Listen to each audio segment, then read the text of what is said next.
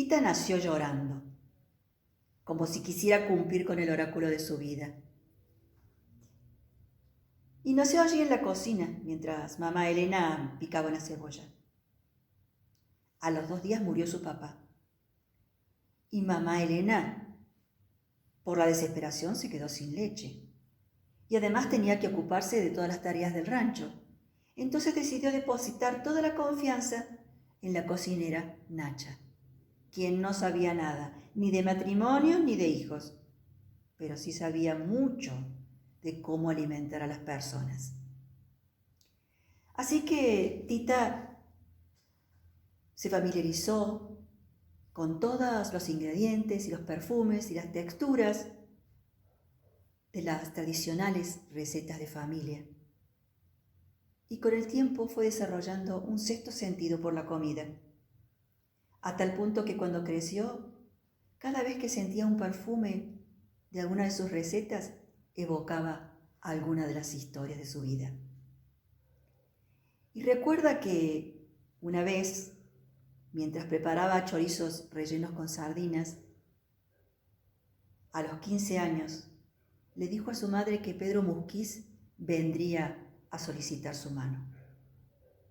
Y su madre le explicó que ella no se podría casar nunca, porque siendo la más pequeña de la familia tendría que dedicarse a cuidarla a ella hasta que ella muriera.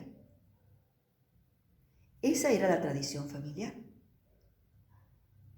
Tita no podía entender quién podría haber establecido tal crueldad. Pero era imposible argumentar con mamá Elena. A los 16 años, los Musquiz visitaron el rancho para hablar con mamá Elena y pedirle la mano de Tita. Y mamá Elena muy amablemente les dijo que lamentablemente Tita no se podía casar. Pero sí, Rosaura, la hermana mayor, estaba a disposición de ellos y con perfectas condiciones para contraer matrimonio. Pedro, de esta situación, decidió aceptar casarse con Rosaura. Y cuando Tita se enteró de eso, no lo podía creer. Porque para la Navidad pasada, Pedro le había declarado su amor y ella a él. ¿Cómo podía ahora cambiar de opinión? Se sentía tan engañada que esa noche corrió a su cuarto, tomó la manta nupcial que estaba tejiendo desde que se habían declarado el amor y trató de entibiarse, pero no pudo hacerlo, ni esa noche ni muchas noches venideras. El mes de febrero fue el mes del casamiento de Rosaura y Pedro.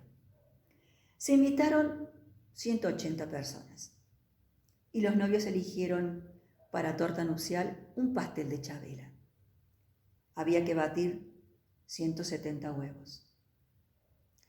Tita estaba agotada, no porque tuviera que batir 170 huevos, sino porque tenía que cocinar bajo la estricta supervisión de mamá Elena, quien le había pedido que no derramara una sola lágrima ante nadie.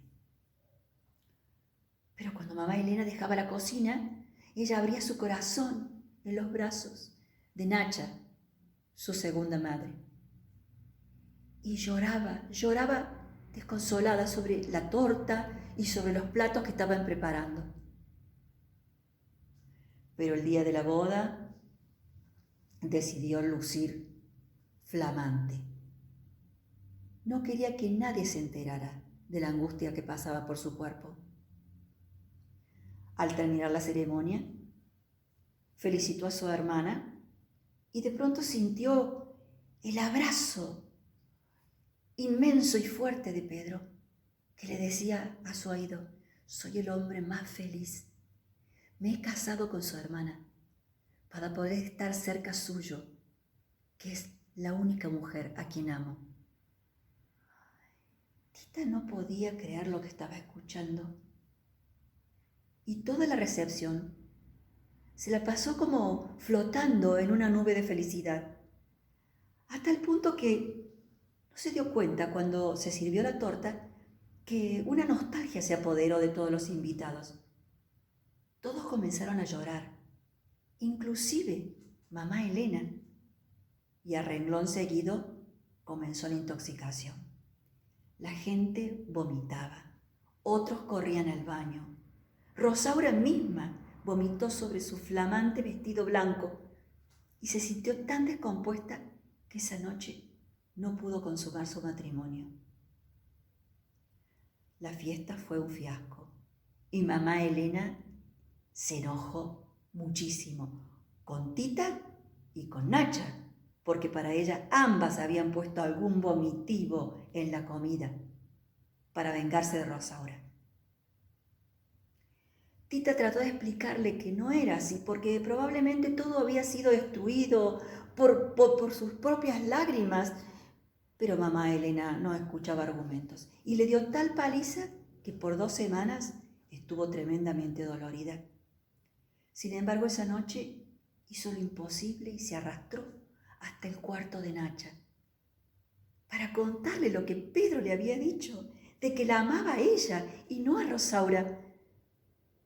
Pero cuando entró allí vio a Nacha sobre la cama, muerta, abrazando un viejísimo retrato de un amor perdido. La muerte de Nacha trajo como consecuencia que había que nombrar a alguien a la cabeza de la cocina del rancho de la Garza. Y entonces, ¿qué mejor persona para ese lugar y ese trabajo que Tita misma?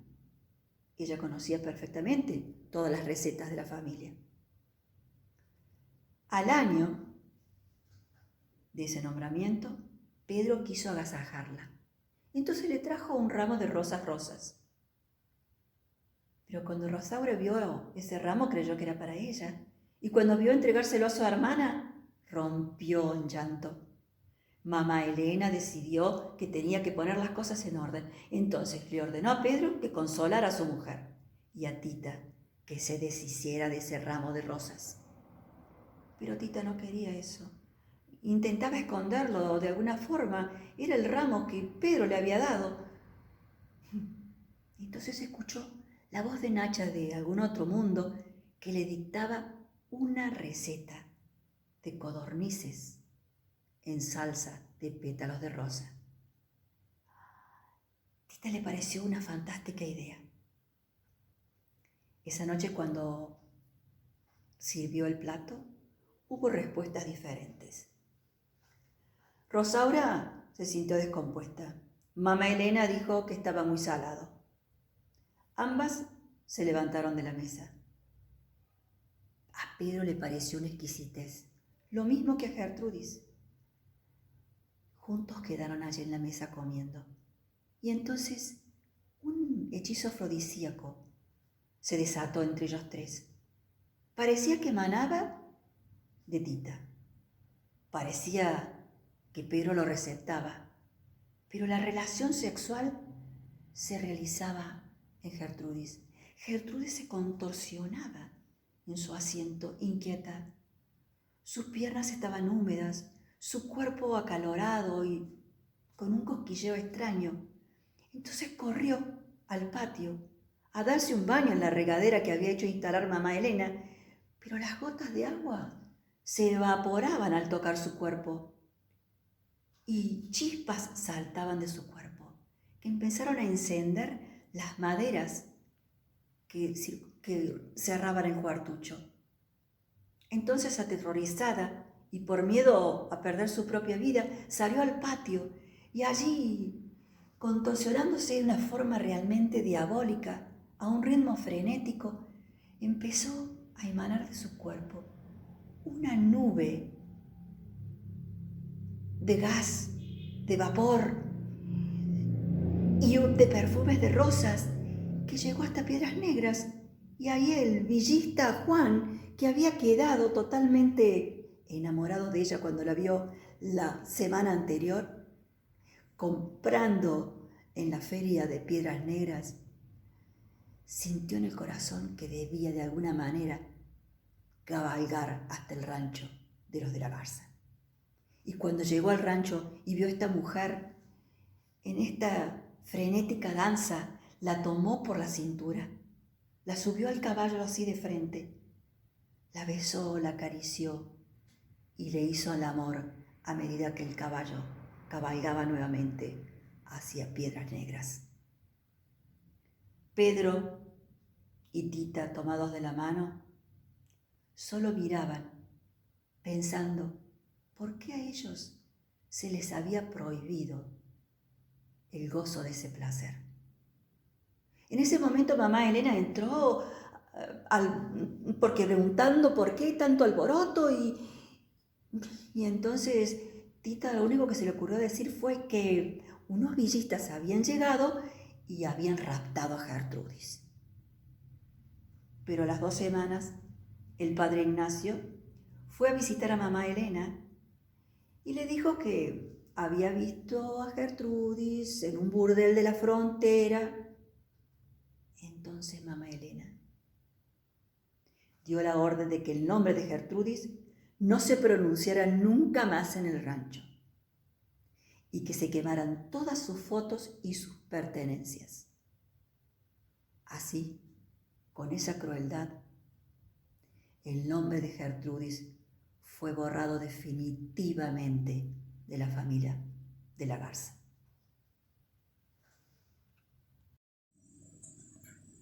Tita preparaba el relleno para los pavos, esos que durante varias semanas había alimentado solamente con nueces. Semillas de sésamo y almendra molía agachada sobre el mortero, siguiendo un ritmo. Y se podía ver debajo de su blusa sus senos moviéndose siguiendo el mismo ritmo. Así lo encontró Pedro cuando entró a la cocina, movido por el olor y el amor. Y se quedó ahí mirando. Luego Tita levantó la cabeza y la mirada fue solo una y el deseo fue solo uno. No sé cómo hubiese terminado esto si no llegaba Chencha con más mercadería. Estaban preparando el banquete para el bautismo de Roberto. Es que Tita amaba a ese bebé a pesar de todo. Ella había pasado momentos muy tristes después del casamiento de Rosaura y Pedro. Pero la llegada de ese bebé cambió todo. Ese día, mamá Elena y Chencha se habían ido al pueblo. Y apenas empezó con las contracciones Rosaura, Pedro fue a buscar al doctor John Brown. Así que Tita quedó sola, sin saber qué hacer, porque ni la escuela ni los libros le habían contado qué hacer en esos casos. Entonces hizo lo que hacía cuando no sabía hacer una comida, invocó a Nacha, y por supuesto que ella la ayudó. Y pudo recibir al bebé, lo limpió, le cortó el cordón, lo arropó y pudo atender a su hermana. Cuando llegó el doctor Brown se asombró de lo bien que había hecho el trabajo y también se asombró de lo linda y grande que estaba Tita. La última vez que la había visto era una niña. Se comprometió el doctor Brown a volver todos los días porque Rosaura había quedado un poco delicada. Y también con la esperanza de ver y hablar con Tita. Como Rosaura había quedado delicada, no podía amamantar al bebé. Así que Tita, como Nacha hizo con ella, lo llevaba a la cocina y le preparaba diferentes infusiones. Pero el bebé lloraba y no aceptaba nada. Y ella, en un instinto maternal, lo apoyó en su pecho y el bebé comenzó a alimentarse. Eso fue un secreto entre ella y Pedro, que la vio cuando estaba alimentando al bebé. El día del bautismo, todos halagaban a Tita. Preguntaban cómo es que hacía esas comidas tan ricas. Y ella dijo que las hacía con amor. Y al decir esto, justo levantó la vista y Pedro la estaba mirando.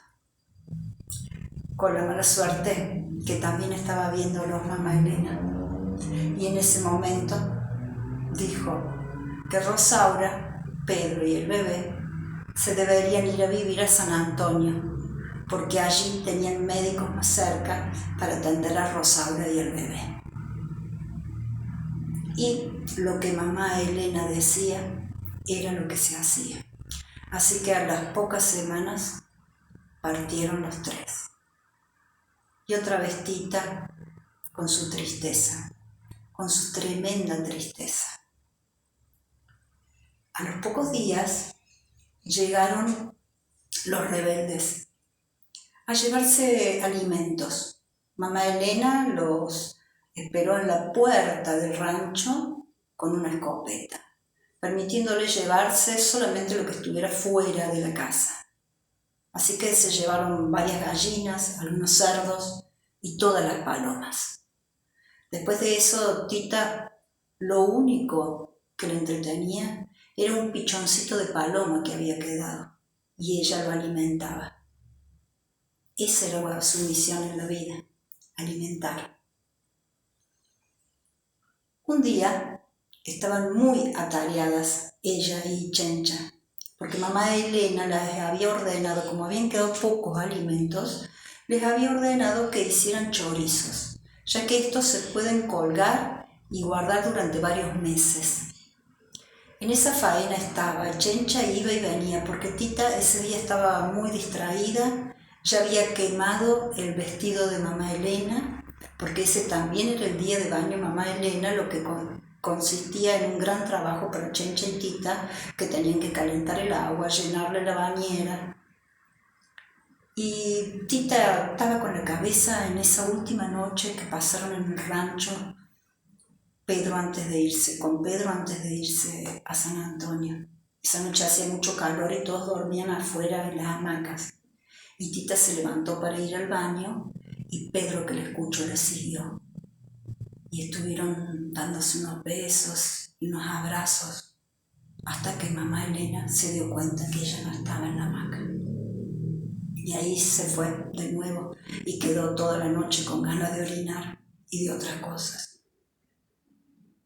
Ese día, una vez más, Chencha buscó a Tita, que se había ido a alimentar el pichón, y la llevó a la cocina, mientras ella se iba a buscar unas flores para el baño de mamá Elena. De pronto volvió a los gritos, llorando. Cuando pudieron entenderle, les contó que Francisco, que había vuelto de San Antonio, le dijo que el bebé había muerto. Tita se levantó, tiró uno de los cuencos con el que estaba trabajando y le gritó a mamá Elena que eso era culpa de ella.